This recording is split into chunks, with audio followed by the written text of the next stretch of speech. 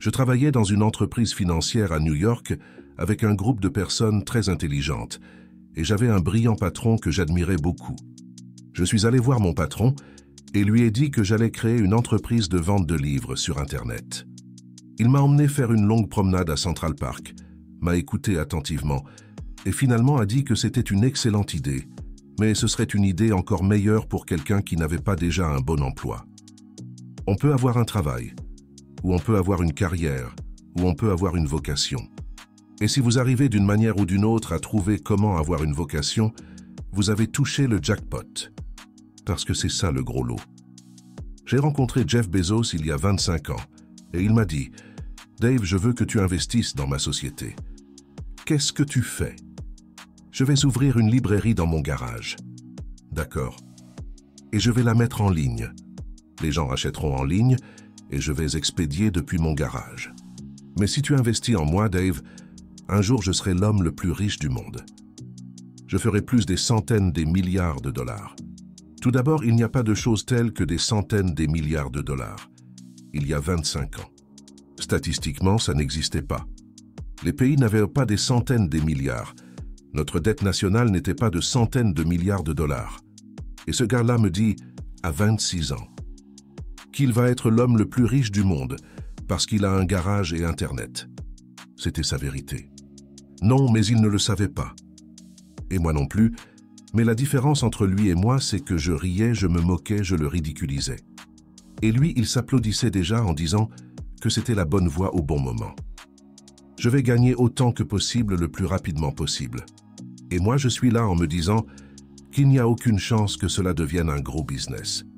Faites quelque chose qui vous passionne vraiment et ne cherchez pas à suivre ce qui est un peu la passion à la mode du moment. Vu sous cet angle, c'était vraiment un choix difficile. Mais finalement, j'ai décidé de tenter ma chance. Je ne pensais pas regretter d'essayer et d'échouer. Et je soupçonnais que je serais toujours tourmenté par la décision de ne pas essayer du tout. Après mûre réflexion, j'ai choisi le chemin moins sûr pour suivre ma passion. Et je suis fier de ce choix. En tant que jeune garçon, j'avais été inventeur de garage. J'avais inventé un ferme-porte automatique avec des pneus remplis de ciment. Un cuiseur solaire qui ne fonctionnait pas très bien avec un parapluie et du papier d'aluminium. Des alarmes de poêle pour piéger mes frères et sœurs. J'ai toujours voulu être inventeur. Et elle voulait que je suive ma passion. Il y a une phrase militaire que j'aime particulièrement, et elle dit « La lenteur est fluide et la fluidité est rapide ». Et j'ai vu ça dans toutes les entreprises auxquelles j'ai participé. C'est le genre de choses qui permet vraiment de progresser. Vous avez certains dons dans la vie et vous voulez en profiter. Mais je suppose que mon conseil sur l'adversité et le succès serait « Soyez fiers non pas de vos dons, mais de votre travail acharné et de vos choix. » Donc, vous savez, vous pouvez avoir des dons, comme être vraiment doué en mathématiques. Cela peut être très facile pour vous. C'est une sorte de don, mais pratiquer ces mathématiques et les pousser à un niveau supérieur. Cela peut être très difficile et exige beaucoup d'efforts. C'est un choix. On ne peut pas vraiment être fier de ces dons parce qu'ils vous ont été donnés. Vous pouvez en être reconnaissant et reconnaissant. Mais vos choix, vous choisissez de travailler dur. Vous choisissez de faire des choses difficiles. Ce sont des choix dont vous pouvez être fiers. Vous pouvez choisir. Nous avons tous le choix de nos histoires de vie, et c'est les choix qui nous définissent, pas nos dons.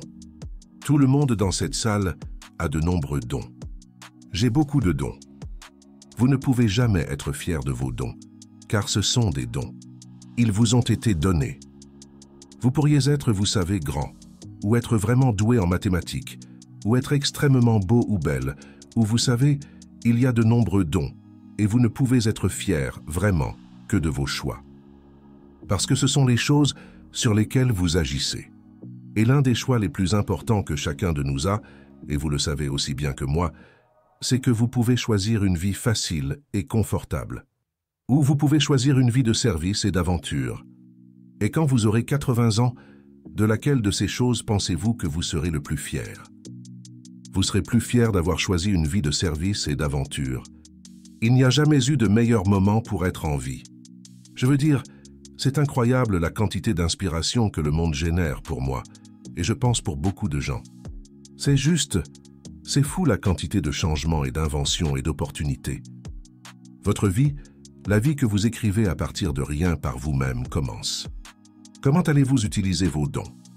Quel choix ferez-vous? L'inertie sera-t-elle votre guide? Ou suivrez-vous vos passions? Suivrez-vous le dogme? Ou serez-vous original? Choisissez-vous une vie de facilité? Ou une vie de service et d'aventure?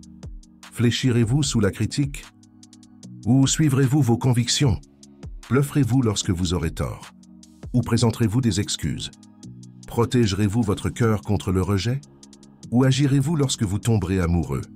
Jouerez-vous la sécurité? Ou serez-vous un peu intrépide? Quand les choses se compliquent, abandonnerez-vous? Ou serez-vous inflexible? Serez-vous un cynique? Ou serez-vous un bâtisseur?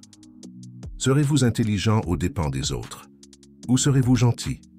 Chaque fois que vous trouvez un moyen de fournir des outils et des services qui permettent aux autres de déployer leur créativité, vous êtes vraiment sur quelque chose. Vous savez, vous êtes très chanceux si vous avez une carrière. Beaucoup de gens se retrouvent avec un emploi. Si vous n'aimez pas votre travail, vous ne serez jamais excellent dans celui-ci. Jules Verne, Mark Twain, Galilée, Newton, tous les curieux à travers les âges auraient voulu être en vie, surtout maintenant.